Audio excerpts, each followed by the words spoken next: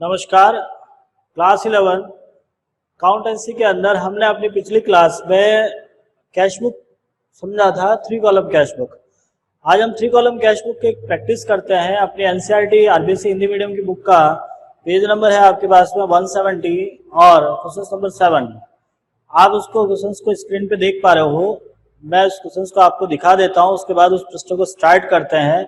आपका प्रश्न कुछ इस प्रकार से है, आप देख पा रहे होंगे। देखिएगा, न्यूमेरिकल नंबर 7 आपको प्रश्न में लिखा है जुलाई 1 हस्तत रोकड़। हस्तत रोकड़ का मीन्स आपको हमने बताया था cash in hand. Cash in hand आपका बैलेंस होता है। तो हमारे पास 7,500 रुपये बैलेंस है और बैंक ओवरड्राफ्ट, बैंक अधिविकर्षी क्या होता है हम कुछ ही टाइम में उसको समझेंगे। फिर लिखा मजदूरी का भुगतान किया, नकद विक्रय बैंक में जमा कराए, माल खरीदा, चेक से भुगतान किया, किराए का भुगतान किया, बैंक से व्यक्तिगत प्रयोग के लिए रोकड़ निकाली और वेतन भुगतान किया। ये देखिए आपका प्रश्न है, पेज नंबर 170 पे आपको लिखा हुआ है।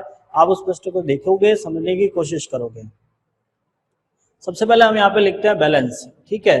तो आपके पास बैलेंस के तौर पे 2 पॉइंट लिखे हुए हैं। पहला पॉइंट है आपका हस्तत रोकड़ और दूसरा है आपका बैंक ओवरड्राफ्ट, बैंक अधिविकर्ष। तो पहले हम बैंक ओवरड्राफ्ट और बैंक कैश इन हैंड समझते हैं। थोड़ा सा आप समझने की कोशिश करना। कैश इन हैंड,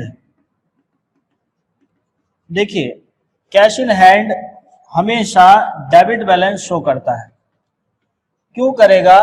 क्योंकि देखिए बैलेंस आपके पास में 2 ही हो सकते हैं, या तो डेबिट होगा या नहीं होगा। Cash in hand, cash in hand का मीन्स आपके पास या तो कैश आएगी या नहीं होगी। जितनी कैश है उससे ज्यादा हम दे नहीं सकते, ये कॉमन सी बात है। आपके पास मान लीजिएगा 10,000 रुपए हैं। कैश इन हैंड का मतलब आपके पास में कैश कितना पड़ा है। मान लीजिए आपके पास 10,000 है। यदि 10,000 में से आपको खर्च करना है तो मैक्सिमम हम 10,000 ही कर सकते हैं, बैलेंस नहीं बचता है। मैक्सिमम हम 10,000 खर्च कर सकते हैं, 10,000 से ज्यादा हम खर्चा नहीं कर सकते। कहने का मतलब मेरा यह है कि आपके पास 10,000 है तो 10,000 से ज्यादा आप दे नहीं पाओगे। तो कैश का हमेशा डेबिट बैलेंस होगा। बैलेंस मतलब कैश या तो आपके पास होगी या नहीं होगी। या तो आपके पास कैश अवेलेबल हो सकती है या बिल्कुल ही नहीं हो सकती है, दोनों में से एक ही काम होगा। लेकिन कैश का बैलेंस माइनस में नहीं होता है। माइनस का मीन्स आपके पास 10,000 थे और आप अपने जेब से 11,000 नहीं दे सकते, ये कभी ऑप्शन ही नहीं है। तो आप हमेशा याद रखिएगा कैश का हमेशा डेबिट बैलेंस ही होता है, क्रेडिट हो ही नहीं सकता। लेकिन ओवरड्राफ्ट, अब हम बैंक की बात करते हैं। जब हमारे बैंक की बात आती है, बैंक ओवरड्राफ्ट एक शब्द आता है, बैंक ओवरड्राफ्ट। बैंक ओवरड्राफ्ट का मीन्स होता है बैंक अधिविकर्ष। देखिए अधिविकर्ष का मतलब यह है कि जब जितना बैंक खाते में पैसा पड़ा है उससे ज्यादा निकालने की सुविधा होती है। देखो ये सुविधा केवल मात्र करंट अकाउंट में होती है। आपके दिमाग में प्रश्न चला ये करंट अकाउंट क्या होता है? तो बैंक में हम 4 प्रकार के खाते खोल सकते हैं। जो बैंक में अकाउंट खोले जाते हैं वो जनरली 4 प्रकार के होते हैं। पहला आता है saving account, current account, RD recurring deposit और फिक्स डिपॉजिट। 4 प्रकार के अकाउंट खोले जाते हैं। पहला सेविंग अकाउंट जो आम जनता खोलती है। हम सब जो खाते खोलते हैं वो सेविंग अकाउंट खोलते हैं, जिसपे ब्याज की दर नाम मात्र न्यूनतम ब्याज की दर होती है और आप उसमें कितना पैसा जमा करा सकते हो, कितना भी निकाल सकते हो। मतलब कितना भी पैसा एक दिन में जमा कराया जा सकता है, लेकिन निकालने की एक लिमिट होती है, उतना ही पैसा निकलता है। लेकिन करंट अकाउंट चालू खाता जो व्यापारियों का होता है, जितने भी हमारे बिजनेस और बिजनेस के रिलेटेड अकाउंट होते हैं उन्हें करंट अकाउंट कहते हैं, जिसपे ब्याज नाम मात्र का दिया जाता है। उसके अंदर आप चाहो जितना पैसा जमा कराओ, चाहो जितना निकाल सकते हो। एक ही दिन में कितना भी पैसा निकाला जा सकता है, जमा कराया जा सकता है। तो ये जो फैसिलिटी है bank overdraft only current account के लिए होती है। करंट अकाउंट के अंदर बैंक आपको आपके खाते में जितना पैसा जमा है उससे ज्यादा निकालने की सुविधा देती है। वो आपकी रेपुटेशन पर डिपेंड करता है। यदि आपकी बैंक के साथ में अच्छी रेपुटेशन है तो बैंक आपको एडिशनल पैसा निकालने की भी सुविधा दे देती है। ये आपका बैंक का क्रेडिट बैलेंस शो करता है, माइनस में बैलेंस शो करता है। इतना पैसा आपको ब्याज सहित भरना पड़ता है। तो हम एक बार फिर से बैंक ओवरड्राफ्ट समझते हैं। बैंक ओवरड्राफ्ट का मतलब होता है बैंक किसी चालू खाते में जमा राशि से अधिक राशि निकालना, वो बैंक ओवरड्राफ्ट कहलाएगा। ये आपके लिए लायबिलिटी शो होती है, इसका क्रेडिट बैलेंस होता है। तो जब भी आप कैश बुक बनाओ, कैश बुक का यदि बैंक का क्रेडिट बैलेंस दिया हुआ है, बैंक ओवरड्राफ्ट लिखा हुआ है, मतलब आपको क्रेडिट साइड शो करना है। तो अब हम इस सवाल को हल कैसे करेंगे, थोड़ा सा मेरे साथ समझने की कोशिश कीजिएगा। देखिए, सबसे पहले आप इस ट्रांजैक्शन को पढ़कर लिखेंगे हम बैलेंस। आपको डेट लिखी हुई है जुलाई 2017, 1 जुलाई आपने ट्रांजैक्शन लिखा 2017 जुलाई 1 टू बैलेंस ब्रॉट डाउन। जो आपका कैश का डेबिट बैलेंस दिया हुआ है वो लिखना आपको 7500। आपने अमाउंट फिलअप कर दिया कैश के अंदर 7500, और बैंक का ओवरड्राफ्ट है उसको आप क्रेडिट साइड लिखोगे जुलाई 2017 जुलाई 1 बाय बैलेंस ब्रॉट डाउन, और इसका अमाउंट है आपके पास में 3500 जो बैंक के अंदर लिखोगे आप। नेक्स्ट, इसके बाद आपको ट्रांजैक्शन लिखना है मजदूरी का भुगतान किया। देखिए, मजदूरी हमारे लिए खर्चा है, आप पेमेंट कर रहे हो, आपके यहां से कैश जा रही है, आप एंट्री करोगे बाय वेजेज जुलाई 3 बाय वेजेज, और आपका अमाउंट है यहाँ पर 200 रुपए कैश में पेमेंट किया, तो आपको कैश कॉलम में लिखना है। नेक्स्ट आपके पास में नकद विक्रय, आपने माल बेचा है। जैसे ही हम माल बेचते हैं कैश आती है, आप कैश रिसीव कर रहे हो, आप डेबिट साइड में लिखोगे जुलाई 5 टू सेल्स, और अमाउंट है आपके पास में 7000। कैश में बेचा है तो कैश में लिखना आपको 7000।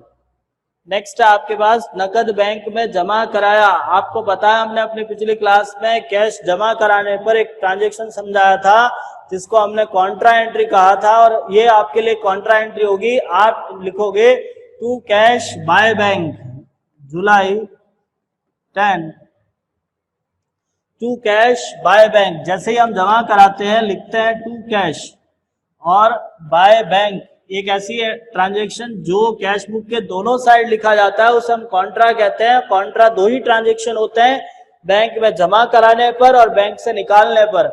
हमने बैंक में जमा कराया है, मींस हमारे लिए ट्रांजैक्शन की पोस्टिंग करोगे टू कैश बाय बैंक। आपका अमाउंट है 4000, और इस कंडीशन में टू कैश लिखा है तो अमाउंट आपको बैंक कॉलम में लिखना है, और बाय बैंक लिखा है तो अमाउंट कैश कॉलम में लिखना होगा।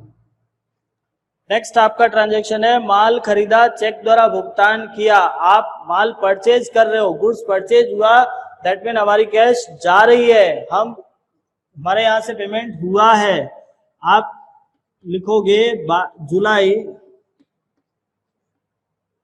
जुलाई 15 बाय परचेज,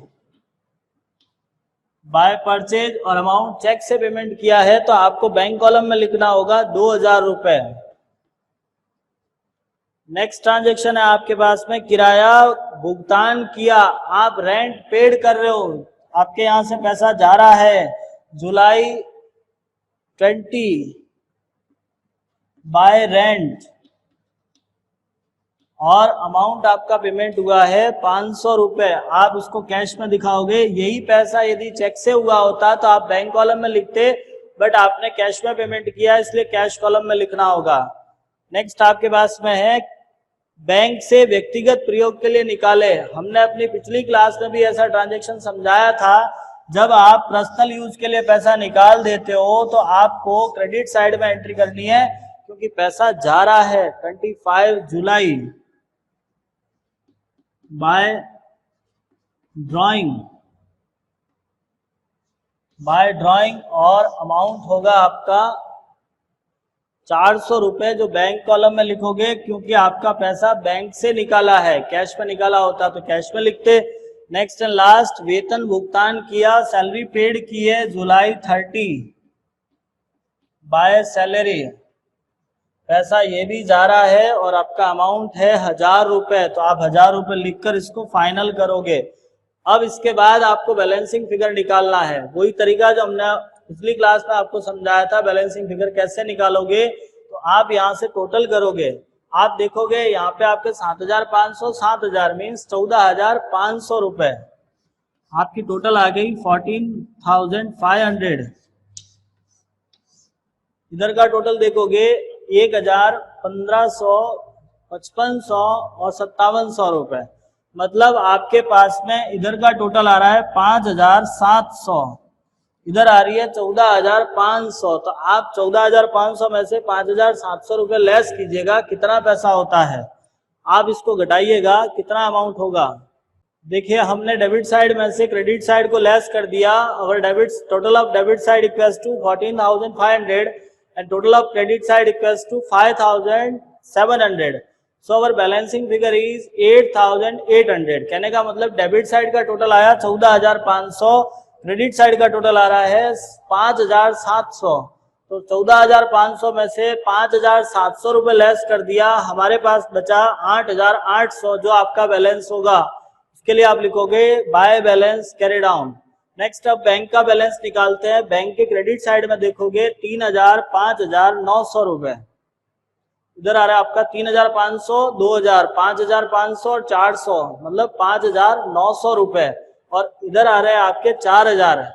तो आपकी डेबिट साइड कम आ रही है, तो आप डेबिट साइड में लिखोगे जुलाई 31। आप ध्यान रहे ये लास्ट वाली डेट को लिखते हैं, टू बैलेंस कैरी डाउन 1900 रुपए, और यहाँ टोटल फाइनल करोगे 5900। यहाँ पर भी आपको टोटल लिखकर इस काउंट को पूरा करना, इस सवाल को पूरा करना है। ये आगे आपके 14500, 5900 रुपए। ये था आपका 7 नंबर क्वेश्चन। नेक्स्ट आगे वाला क्वेश्चन ट्राई करेंगे।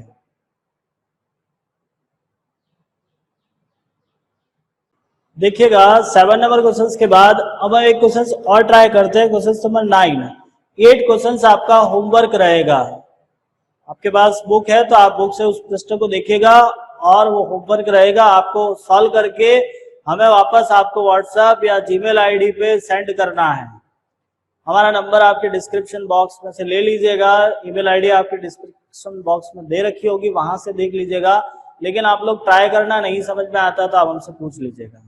नेक्स्ट अपन अब नेक्स्ट क्वेश्चन स्टार्ट करते हैं, 9 नंबर क्वेश्चन। और 9 नंबर क्वेश्चन आपके सामने मैं स्क्रीन पे उसको शेयर करता हूं, आप देखने की कोशिश कीजिएगा उसको। स्क्रीन पर आपके क्वेश्चंस को थोड़ा सा शो करते हैं, आप देखने की कोशिश करना।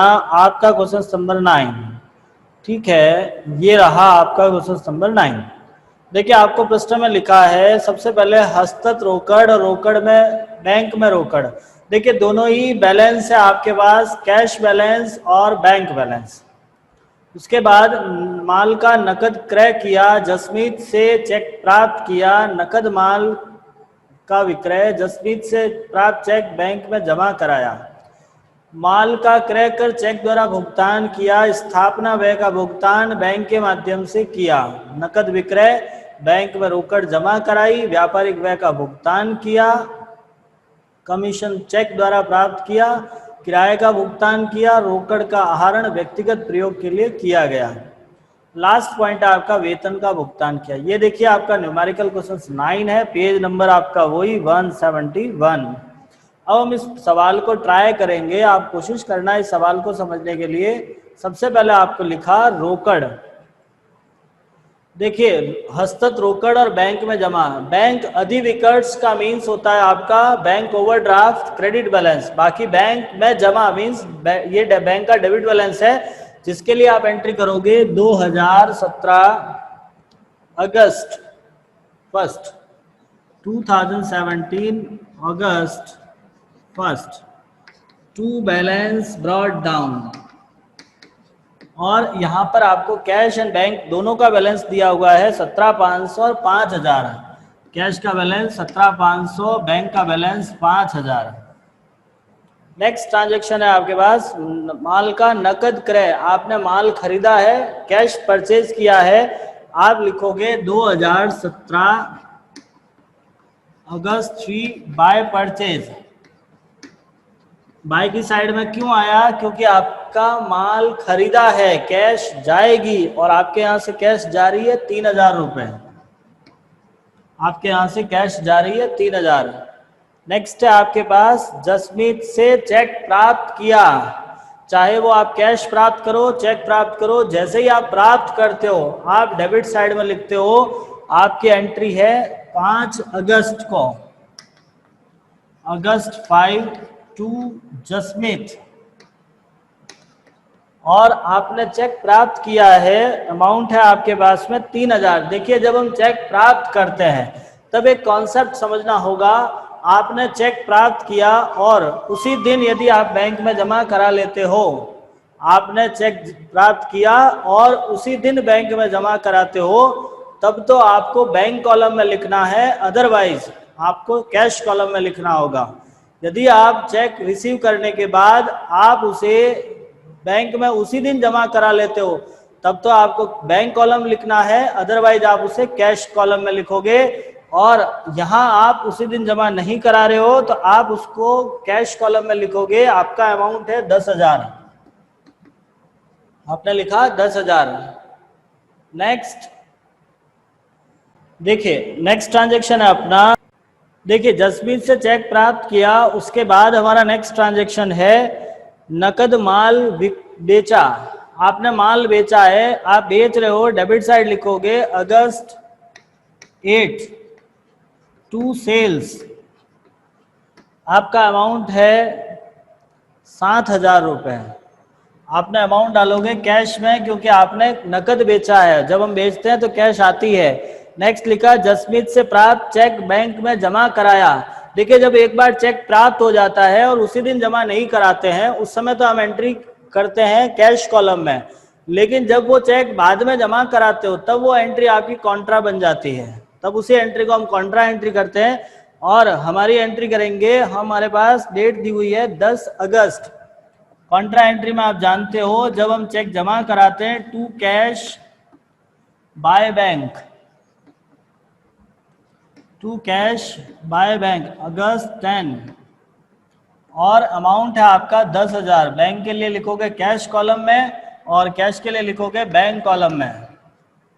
यह आपकी कॉन्ट्रा एंट्री हो गई। नेक्स्ट आगे लिखा आपको माल का क्रय कर चेक भुगतान किया। आपने माल खरीदा है, भुगतान चेक से कर रहे हो, तो आप एंट्री करोगे बाय परचेज अगस्त 12 अगस्त को एंट्री करोगे बाय परचेज, और अमाउंट है आपके पास में माल खरीदा, चेक से भुगतान किया 20,000, तो आप बैंक कॉलम में लिखोगे 20,000 रुपए। क्योंकि जब चेक से पेमेंट करते हैं तब आपको ये देखने की आवश्यकता नहीं है चेक उसी दिन जमा होगा नहीं होगा। यदि आप पेमेंट चेक से कर रहे हो मतलब आपको टू बाय में ही लिखना है और पेमेंट बैंक में ही करना होगा। नेक्स्ट आपके पास में है स्थापना व्यय का भुगतान चेक से किया। आप लिखोगे अगस्त 15 बाय स्टेब्लिशमेंट एक्सपेंसेज और अमाउंट आप चेक से कर रहे हो तो बैंक से कर रहे हो तो आपको बैंक कॉलम में लिखना है 1,000 रुपए। नेक्स्ट आपके पास में है नकद विक्रय। आपने माल बेचा है टू सेल्स, माल बेच रहे हो टू सेल्स, आपका अमाउंट होगा अगस्त 18, और अमाउंट दिया हुआ है आपके पास में 7,000 रुपए, जो कैश में लिखना होगा आपको, क्योंकि नकद बेचा है तो आपको कैश में आएगा। नेक्स्ट आता आपका बैंक में रोकड़ जमा कराई।